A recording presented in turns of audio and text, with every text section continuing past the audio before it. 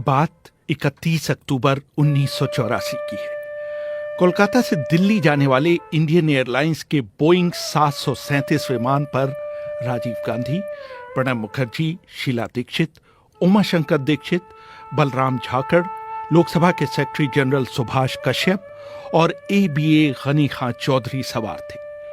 2:30 बजे राजीव गांधी ने विमान के कॉकपिट से बाहर निकलकर घोषणा की कि इंदिरा गांधी ने दम तोड़ दिया है।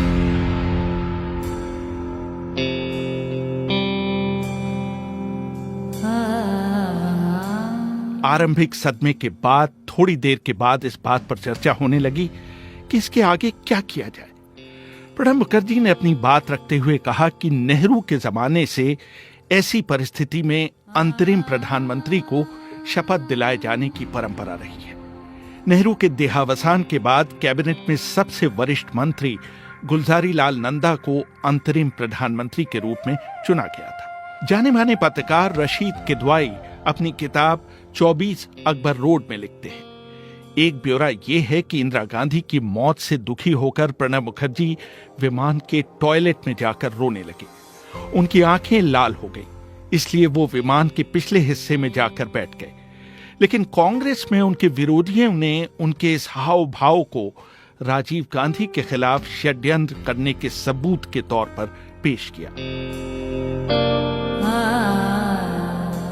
दूसरा ब्यौरा यह है कि जब राजीव गांधी ने प्रधानमंत्री के देहांत के बाद होने वाली प्रक्रिया के बारे में उनसे पूछा तो प्रणब ने वरिष्ठता पर कुछ ज्यादा ही जोर दिया, जिसका बाद में उनकी प्रधानमंत्री पद पर बैठने की इच्छा के तौर पर इस्तेमाल किया गया। हालांकि इंदिरा गांधी के प्रधान सचिव रहे PC अलेक्जेंडर ने अपनी आत्मकथा through the corridors of power and Insiders story में साफ साफ लिखा कि जैसे ही राजीव गांधी को प्रधानमंत्री पद की शपथ दिलाने की बात आई, प्रणब पहले व्यक्ति थे जिन्होंने उसका जोरदार समर्थन किया। लेकिन तब तक नुकसान हो चुका था। चुनाव जीतने के बाद जब राजीव गांधी ने अपना मंत्रिमंडल बनाया तो न तो उसमें और न ही कांग्रेस कार्य समिति में प्रणब मुखर्जी को कोई जगह दी गई। उन्हें 1986 में पार्टी से बाहर जाकर एक अलग पार्टी राष्ट्रीय समाजवादी कांग्रेस बनानी पड़ी। प्रणब मुखर्जी ने दूसरी बार प्रधानमंत्री बनने की बस तब मिस की जब सोनिया गांधी ने खुद प्रधानमंत्री का पद ठुकराने के बाद पार्टी में नंबर 2 प्रणब मुखर्जी के स्थान पर राज्यसभा में कांग्रेस के नेता मनमोहन सिंह को प्रधानमंत्री पद के लिए चुना। ये वही मनमोहन सिंह थे जिनका इंदिरा गांधी के शासनकाल में भारतीय रिजर्व बैंक के गवर्नर के पद का नियुक्ति पत्र प्रणब मुखर्जी ने वित्त मंत्री के तौर पर साइन किया था। प्रणब मुखर्जी ने एक जमाने में उनके अंडर काम करने वाले मनमोहन सिंह को प्रधानमंत्री बनाए जाने का कभी सार्वजनिक तौर पर विरोध नहीं किया। उन्हें अपनी कुछ कमजोरियों का एहसास था। मसलन एक जगह उन्होंने कहा कि उन्होंने अपने राजनीतिक करियर का बहुत बड़ा हिस्सा राज्यसभा में बिताया था। हिंदी बोलने में उन्हें दिक्कत होती थी और अपने गृह राज्य में वो कांग्रेस को कभी जितवा नहीं पाए थे। बाद में उन्होंने कुछ अपने नजदीकियों के साथ मजाक किया, प्रधानमंत्री तो आते जाते रहेंगे, लेकिन मैं हमेशा PM ही रहूंगा। PM का मतलब प्रणब मुखर्जी। प्रणब ने अपने लगभग 50 वर्षों के राजनीतिक जीवन में प्रधानमंत्री को छोड़कर हर महत्वपूर्ण पद पर काम किया।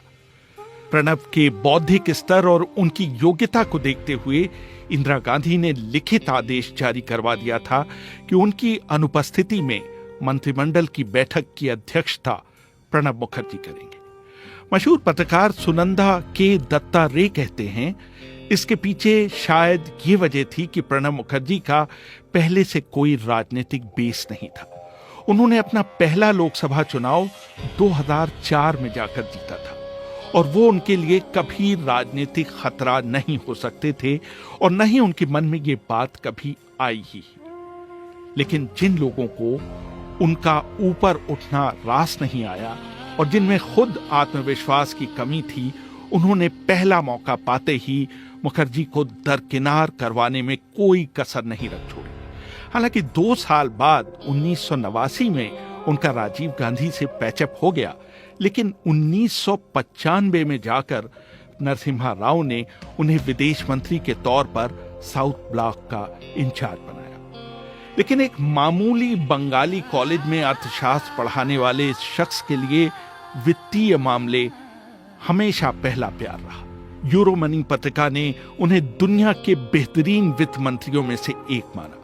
उन्होंने अंतर्राष्ट्रीय मुद्रा कोष से भारत के लिए सबसे बड़े ऋण के लिए बातचीत की, लेकिन उनको सबसे बड़ी शाबाशी तब मिली जब उन्होंने ऋण के 1/3 हिस्से का बिना इस्तेमाल करते हुए IMF को वापस लौटा दिया। प्रणब मुखर्जी के वित्तीय प्रबंधन की तारीफ रोनाल्ड रेगन के वित्त मंत्री रहे डोनाल्ड रेगन तक ने भी की थी।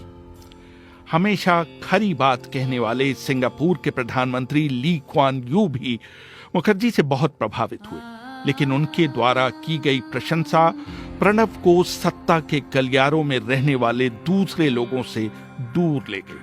हाँ, इंदिरा गांधी ने उनका साथ कभी नहीं छोड़ा। एक बार उनके 135 मिनट के बजट भाषण के बाद इंदिरा गांधी ने उनसे मजाक करते हुए कहा था, दुनिया के सबसे छोटे कद के वित्त मंत्री ने दुनिया का सबसे लंबा बजट भाषण दिया। प्रणब मुखर्जी का कद 5 फीट के आसपास था। प्रणब मुखर्जी को हमेशा पढ़ने लिखने का शौक रहा। उनकी निजी लाइब्रेरी में आत्मकथाओं से लेकर दर्शन, इतिहास और अर्थशास्त्र पर सैकड़ों किताबें थी। एक बार की गई उनकी टिप्पणी, Asia minus India is like Hamlet without Denmark, से पता चलता है कि अंग्रेजी साहित्य पर भी उनकी पकड़ काफी मजबूत थी।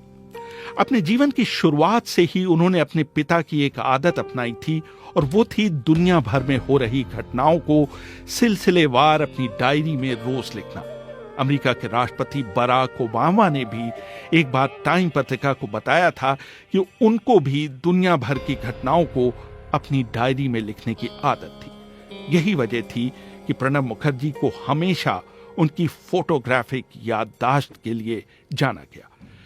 वैसे तो प्रणब मुखर्जी अपने मृदु स्वभाव के लिए जाने जाते थे, लेकिन कभी कभी उन्हें बहुत तेज गुस्सा आता था।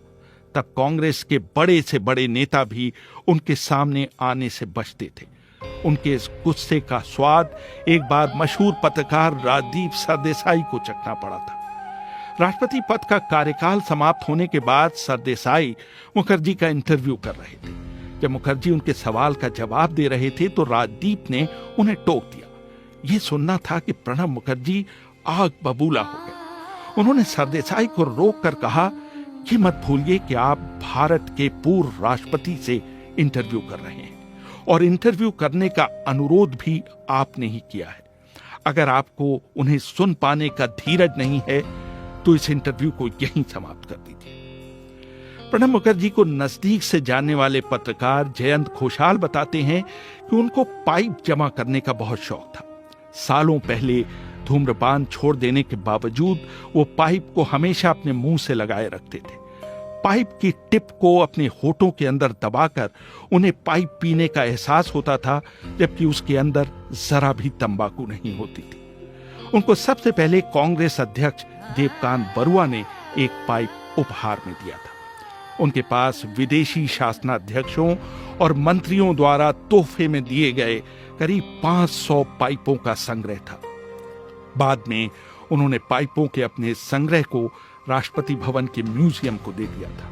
अंग्रेजी भाषा पर उनकी पकड़, उनकी लेखन क्षमता, गजब की याददाश्त, राष्ट्रीय और अंतर्राष्ट्रीय मामलों की बारीक पकड़ और संसदीय कार्यप्रणाली पर महारत ने उन्हें मंत्रिमंडल और पार्टी के लिए अपरिहार्य सा बना दिया था।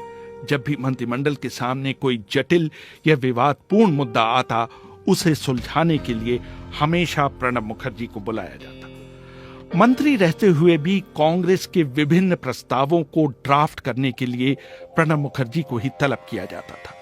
मनमोहन मंत्रिमंडल में वो शुरू से नंबर 2 थे और 50 से अधिक मंत्रिमंडलीय समितियों के प्रमुख थे। वर्ष 2012 में कांग्रेस पार्टी ने उन्हें राष्ट्रपति पद के लिए अपना उम्मीदवार बनाया। हालांकि राजनीतिक टीकाकारों का मानना था कि शुरू में इस पद के लिए सोनिया गांधी की पहली पसंद उपराष्ट्रपति हामिद अंसारी थे। प्रणब को इस पद के लिए न सोचे जाने के दो कारण थे। एक तो ये कि सरकार के नट और बोल्टों को कसने की जिम्मेदारी अभी भी प्रणब के पास थी, और दूसरे, सोनिया गांधी को उनकी वफादारी पर अब भी विश्वास नहीं था। जून 2012 को सोनिया गांधी ने प्रणब मुखर्जी को मिलने के लिए बुलाया। प्रणब मुखर्जी ने अपनी आत्मकथा द कोएलिशन ईयर्स में लिखा, सोनिया ने मुझसे कहा कि आप इस पद के लिए सबसे योग्य व्यक्ति हैं, लेकिन आपको ये भी नहीं भूलना चाहिए कि सरकार चलाने में भी आपकी महत्वपूर्ण भूमिका है। क्या आप अपना कोई विकल्प सुझा सकते हैं? पता नहीं मुझे क्यों ऐसा लगा कि वो शायद मनमोहन सिंह को राष्ट्रपति और मुझे प्रधानमंत्री बनाने के बारे में सोच रही हैं। अगले दिन ममता बनर्जी उनसे मिली और उन्होंने शाम को ऐलान कर दिया कि उनके राष्ट्रपति पद के उम्मीदवार क्रम से कलाम, मनमोहन सिंह और सोमनाथ चैटर्जी हैं। इस ऐलान के बाद ही सोनिया ने मुझे राष्ट्रपति बनाने का मन बनाया। अगले दिन कांग्रेस कोर कमेटी की बैठक के बाद मनमोहन सिंह ने मुझे सूचित किया कि पार्टी ने मुझे राष्ट्रपति पद के लिए अपना उम्मीदवार बनाया है। उनके राष्ट्रपति के कार्यकाल में सरकार और विपक्ष दोनों कभी उनसे खुश दिखे तो कभी नाराज। सत्ता पक्ष से उन्होंने कई अध्यादेश जारी करने की प्रवृत्ति पर अपनी नाखुशी तो जाहिर की, लेकिन कभी उन्हें लौटाया नहीं। उन्होंने भीड़ द्वारा जबरदस्ती मारे जाने और असहिष्णुता के खिलाफ अपने विचार भी खुलकर रखे। एक से अधिक मौकों पर उन्होंने नेहरू और इंदिरा काल की जमकर तारीफ की।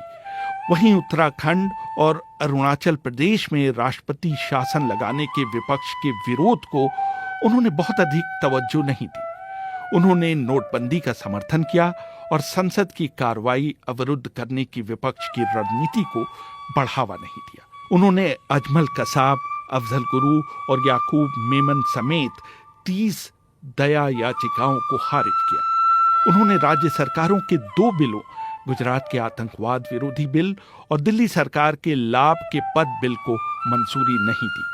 अपने पूरे कार्यकाल के दौरान वो किसी विवाद में नहीं पड़े और सत्ता पक्ष और विपक्ष दोनों का सम्मान पाने में सफल रहे। उन्होंने राष्ट्रपति भवन को जनता के लिए खोला और कई लोगों को वहां रहने के लिए आमंत्रित किया। वो कॉपी बुक राष्ट्रपति थे। वो न तो रबर स्टैंप राष्ट्रपति बने और न ही कलाम की तरह जनता के राष्ट्रपति। प्रधानमंत्री नरेंद्र मोदी ने उनका हाथ थामे रहने और उनका मार्गदर्शन के लिए सार्वजनिक रूप से उनकी तारीफ की और 2017 में उन्हें भारत रत्न से सम्मानित किया। जून 2018 में वो राष्ट्रीय स्वयंसेवक संघ के बुलावे पर उसके मुख्यालय नागपुर गए, जहां बीजेपी के हलकों में उनकी तारीफ हुई। वहीं कांग्रेस को उनका ये कदम नागवार गुजरा। उन्होंने आरएसएस के संस्थापक केशव हेडगेवार की तारीफ की, लेकिन साथ ही नागपुर में आरएसएस के मंच से कहा कि देश की राजनीति में नफरत और असहनशीलता के लिए कोई जगह नहीं है। रेहान फजल, BBC, दिल्ली।